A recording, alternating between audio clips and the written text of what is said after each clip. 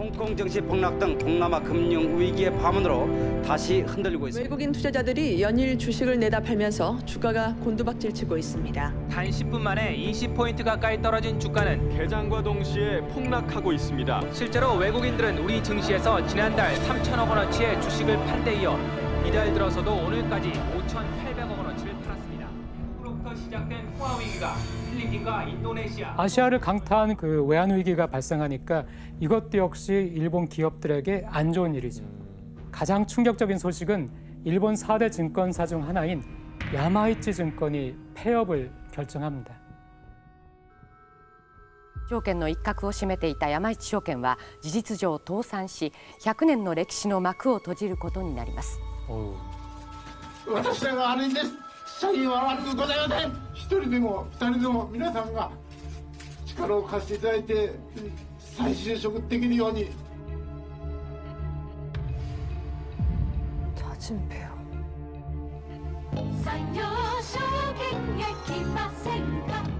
산요증권도 폐업. 타산한 홋카이도 다쿠쇼쿠은행은 1900년에 설립돼서 지난 1세기 동안 홋카이도 경제를 뒷받침해온 굴재은행입니다. 일본에서 전국 규모의 은행이 무너진 것은 사상 처음입니다. 北海道の歴史そのものですので、本当に悲しく残念に思ってます。長銀のように潰さずに置いてほしかったんですよね。どうしてそれできなかったんでしょうね。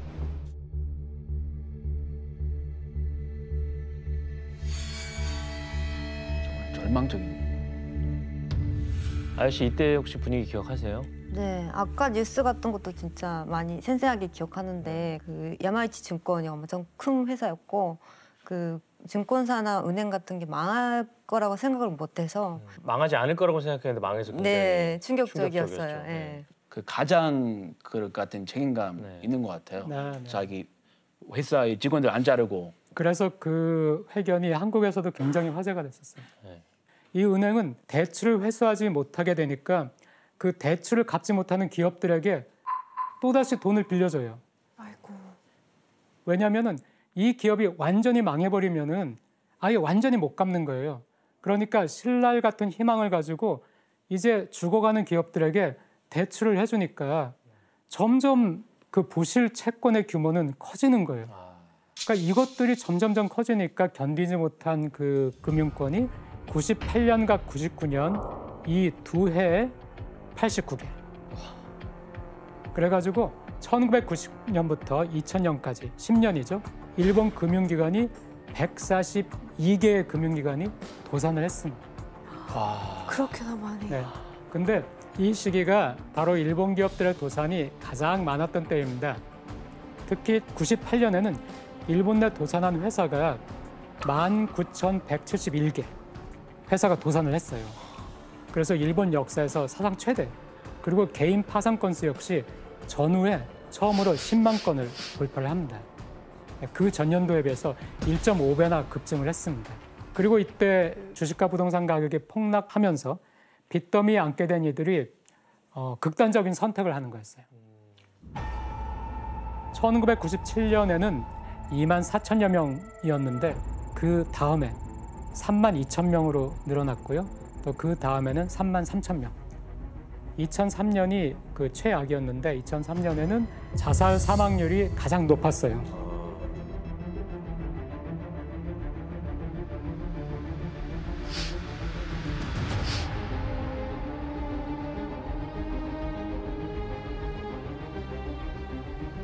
우리 그 아빠가 일본 회사에서 일하셨거든요. 그래서 거기 동료들한테 듣기로는 전철 타면서 그 갑자기 안내 방송 뭐 운행이 중단되었으니 인명 피해 때문에 잠깐 뭐 기다려 주세요 얘기하더라고요. 투신 지하철에. 그런데 문제가 이것뿐만이 아니었습니다. 혼란해진 사회 분위기 속에서 일본 소녀들의 원조 교제 문제까지 그 사회 전면에 드러나기 시작을 했습니다. 네, 그 당시에는 최신형 그 휴대폰이라든가 명품 가방 이런 것이 많이 유행을 했죠. 그 버블계 영향으로 그 유행이 남아 있었어요. 그러니까 그런 것 때문에 원조 규제까지 미디어를 많이 장식하던 때이기도 했습니다. 당시 일본은 경기 침체가 계속되면서 새로운 문제점들이 또 나타나고 있었습니다. 우리는 태어나서 계속 물가가 오르는 세계에 살고 있습니다. 근데 이때 일본에서는 물가가 떨어지는 거예요. 아, 그럼 기업들이 타격이 크겠네요. 그렇죠. 그래서 투자를 안 하게 되니까 일본 기업들의 경쟁력이 떨어지는 거예요. 하지만은 이때 또 미국에서는 그 당시를 생각해 보세요. 90년대. 미국에서는 새로운 IT 기업, 마이크로소프트, 뭐 애플, 아마존, 그렇죠. 이것들이 막 이제 크고 있었죠. 소니는 삼성과 LG가 시장을 잠식해 나가는데 계속 적자만 낸 거예요. TV 부문에서 소니가요. 이렇게 수익이 점점 감소하니까 기업의 생산도 고용도 위축될 수밖에 없죠. 그리고 직장인들은 고용이 불안하니까 다시 또 지갑을 닫게 되죠. 또 아시아 외환위기가 터질 때쯤 그때부터 청년층의 인구가 감소합니다. 이 인구가 가장 소비를 하는 인구거든요. 그러니까 내수 시장은 더 줄어드는 거예요. 바로 저성장 저물가의 디플레이션 시대가 시작이 된 겁니다.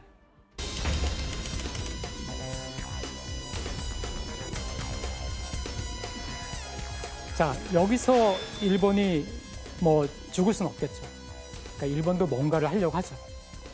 일본 정부는 이 문제를 해결하기 위해서 금리를 이제는 제로 수준까지 낮춰요. 네, 제로 수준까지 낮춰가지고 기업이나 개인이 좀 돈을 빌려가지고 쓰도록 유도를 하려고 했습니다.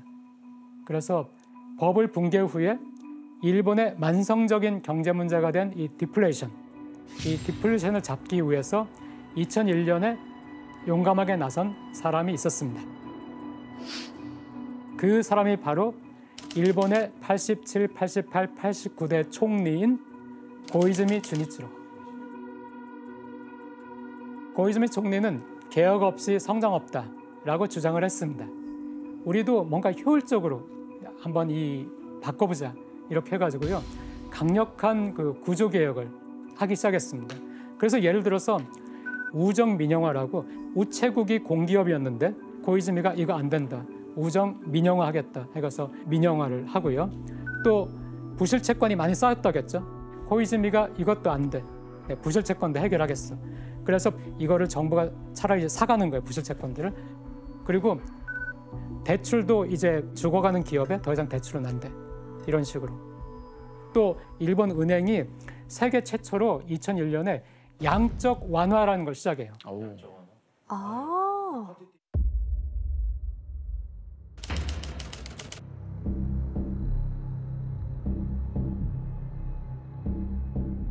그 돈을 시중에 많이 풀었다는 얘기죠. 네, 그렇습니다. 일본 은행, 중앙은행이 일본의 시중은행들에게 무제한으로 돈을 제공하겠다. 당신이 시중은행에서 돈을 빌리기를 원한다면은 지금 시중은행은 엄청나게 돈이 많다. 빌려가지고 돈을 써라. 이런 식으로 무제한으로 시중은행에 이렇게까지 돈을 많이 풀면은 뭐가 발생한다고 생각했어요? 어떤 일이? 값어치 떨어지고. 돈의 값어치가 떨어지죠. 네. 돈의 값어치가 떨어지는 것이 인플레이션이죠. 그럼 인플레이션도 우리가 기대할 수 있지만은 엔화의 가치가 외환 시장에서 어떻게 되겠나요? 엔화가 막 풀리니까. 떨어져요. 그렇죠. 그럼 엔화가 싸진다는 거죠. 우리가 연태까지 여러 번 봤지만 엔화가 싸지면은 일본 기업들에게 유리하죠. 수출이 되니까. 네네, 그렇죠. 그러니까 그때 일본에서 드디어 터널을 지나가지고 빛이 보인다라는 말이 나왔습니다. 그런데 이때 또 하필이면은 안 좋은 일이 또 다른 위기가 일본을 찾아왔습니다. 또 자연재해 같은 거요? 이번에는 2008년 9월에 서프라임 모기지. 네. 미국에 있던. 네. 리만 브라더스가 파산하면서 이게 전 세계에 충격을 주는 서프라임 몰기지 크라이시스라고 하는 바로 그 전 세계적인 위기가 터진 거예요. 좀 회복할 만하니까 전 세계적인 경제 위기가 다시 왔네요. 네, 그렇습니다. 자, 그런데 전 세계가 지금 또 불황이 닥친 거예요. 2009년부터. 그러니까 미국, 영국, 또 유로 여기에서 일본의 양적 완화를 카피해서 양적 완화를 시작했어요. 그런데 일본이 이때 또 양적 완화를 안 했습니다. 그러면 엔화가 엔고죠, 계속 올라가나요? 그렇죠. 그렇죠. 일본의 엔화 가치가 뭐 마구마구 오른 거예요. 그러니까 일본 기업들은 너무 힘들죠. 지금 엔화 값이 너무 수출이 안 비싸니까. 되니까. 그런데다가 도요타 같은 경우에는 그때 또 리콜 사태가 미국에서 있었어요. 그 리콜. 네. 그래서 도요타도 그때 영업이익이 적자를 내게 됐고요. 先日来トヨタ車の品質や安全性に関しまして多くの皆様にご迷惑をおかけしまたご心配をおかけしましたことに対しこの場をお借りしまして改めてお詫び申し上げます。 아야 씨는 이때 좀 기억나시겠어요? 좀 최근이라. 네네. 그러니까 90년대 말이 일본은 최악이라고 생각했었는데 다시 2008년부터 암흑기가 시작했거든요. 그러니까 소니도 2011년에는 경디담보 때 대규모 구조조정을 감행했는데 이때 기업들이 많이 도산했었어요. 일본은 이렇게 안 좋은 일을 계속 겹치고 있잖아요. 계속해서 연달아 발생하고 있잖아요. 그런데 여기서 끝난 것이 아니라 그 고베 지진처럼 또 2011년도에는 그 일본 지진 관측 역사상 가장 거대한 강도의 지진이 일어났습니다.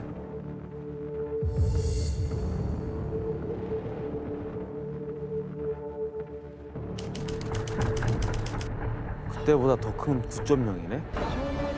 이게 뭐야? 저 진짜 무서웠겠다.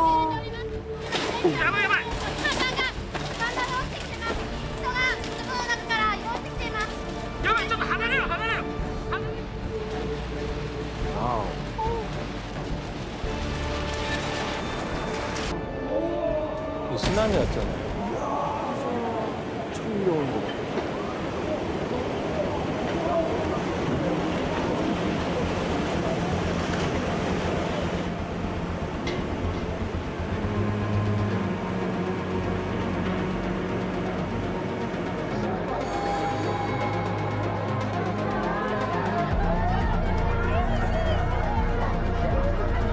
고쳐 굉장히 보래.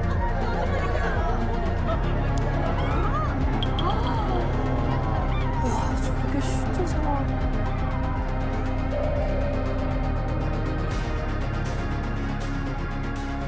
거대한 쓰나미 동반하면서 뭐 하루아침에 마을 전체가 사라지는 이런 일이 있었고요.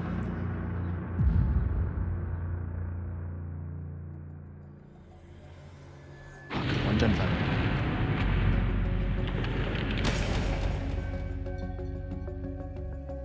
그 후쿠시마에 있는 원전기 1, 2, 3, 4호기에서 폭발 사고까지 발생하죠. 저건 진짜 재앙이죠. 그렇죠. 네. 최근 일이라서 기억이 많이 나요. 대학교 1학년 때 일본 여행 가려고 딱 했다가 저 때 원전 폭발하고 그래서 다 취소하고 그랬었거든요. 네. 저는 그 당시 아사히신문에 있어서 피해 지역도 취재하러 다녔었는데 이건 뭐 나라가 망하는 거 아닌가 싶을 정도로 정말 그렇게 생각 들었을 것 같아요. 네. 그러니까 일본 사회가 뭐 그때 굉장히 큰 충격을 받았습니다. 그러면 이제 그 타격은 어느 정도 되는 거죠? 이 불황에서? 특히 이 지진으로 전력시설, 뭐 철도, 도로, 뭐 이런 주요 기관 시설이 파괴되면서 물류 운송도 차질을 빚게 된 거예요. 그리고 지진의 여파로 인해서 근처에서 그 공장을 가동 중인 그 도시바나, 소니나 파나소닉 이런 주요 전자 회사들도 생산 라인이 그 멈춘 거예요. 지금 지진이 발생했으니까 복구를 해야 되잖아요. 일본 정부의 재정 부담 그리고 일본 정부가 지고 있는 빚이 더 늘어나게 되고요. 그래서 그 2011년 말 기준으로 하면은 뭐 OECD 34개국 중에서 국가 부채 비율이라는 것이 뭐 압도적인 1위가 됐고요. 그래서 일본의 국가 신용 등급이 하락하는 일까지 뭐 생겼고요. 일본 경제가 또다시 이때 주저앉죠. 실업률 막 높아지고 기업 도산하고 이러니까 사람들이 또다시 지갑을 열지 않고 사지를 않는 거예요. 그러니까 또 물가도 떨어지는 거예요. 다시 디플레이션이 와버린 거예요. 그러니까 일본에서는 아 이거 안 되겠다. 뭔가가 더 필요하다. 그런데 이때 일본의 경제를 되살리겠다면서 나선이가 있었습니다. 바로 일본의 전 총리인 아베 신조였습니다.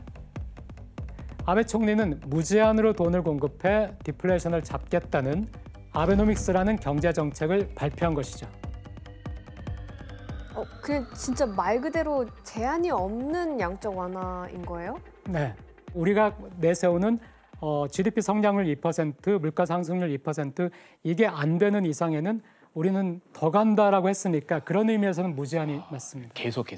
네, 고이즈미 총리 때보다 5배 이상 그렇게 더 강력한 양적 완화를 했습니다. 효과가 있었을까요? 어느 정도? 어느 정도? 대규모 양적 완화를 통해 일본 경제를 되살리겠다는 아베의 의도는 어느 정도는 성공을 했습니다. 취업률도 좋아지고 기업의 영업이익도 좋아지고 실적도 좋아지고 인플레이션도 어느 정도 발생을 하고 많이 좋아졌는데 이때부터 그 일본은 다른 나라와 좀 다른 게 보이는 거예요.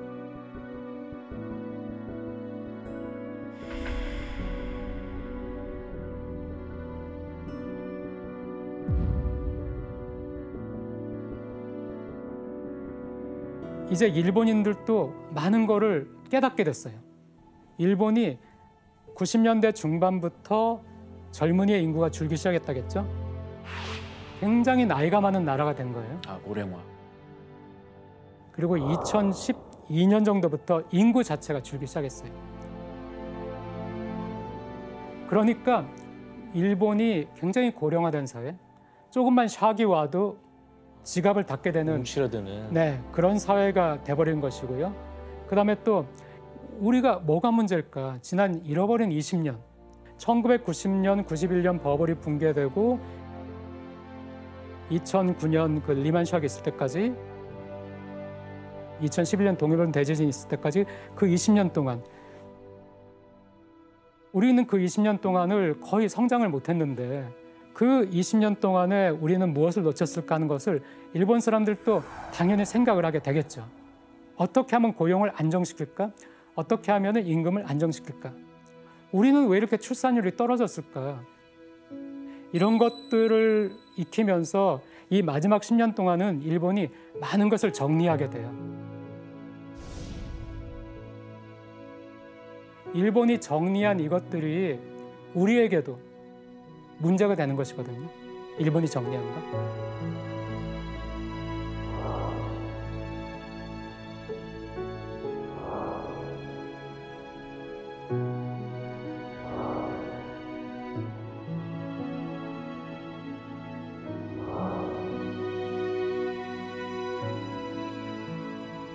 한국은 20년이고 10년이고 5년이고 잃어버릴 필요가 없이 그 교훈을 지금 우리가 가져오면은 우리는 지금부터 한국 사회를 또 새롭게 꾸밀 수가 있죠.